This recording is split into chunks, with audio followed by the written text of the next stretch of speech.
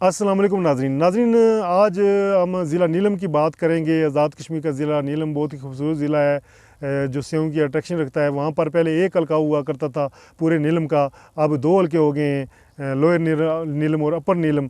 तो वहाँ पर हल्का वाइज कितने वोट हैं, मर्द वोट कितने हैं, ख़वातीन वोट कितने हैं, वो आपको बताया जाएगा। चैनल पे अगर आप नए हैं तो सब्सक्राइब कर लें। तो नीलम का जो हल्का नंबर LA 25, नीलम का हल्का नंबर 1, मर्द वोटों की तादाद है 34,971, ख़वातीन वोटों की तादाद है 29,244। टोटल वोट हो गए इस हल्के के 64,215। इस तरह LA 26, नीलम का हल्का नंबर 2, मर्द वोटों की तादाद 32,158, ख़वातीन वोटों की तादाद 26,817। टोटल वोट हो गए 58,975।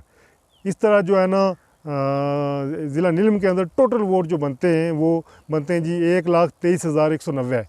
1,23,190 है। तो ये नीलम के सिर्फ दो ही हल्के, दो हल्कों के बारे में हमने आपको बताया कि वहाँ पर कितने वोट्स हैं और मर्द वोट कितने, ख़वातीन वोट कितने हैं, जिससे आपके नॉलेज में इजाफा हुआ होगा। इस वीडियो में मुझे दें इजाज़त। मैं हूँ अल्ताफ़ मलिक और आप देख रहे हैं AMWW TV Urdu. Thank you, bye bye.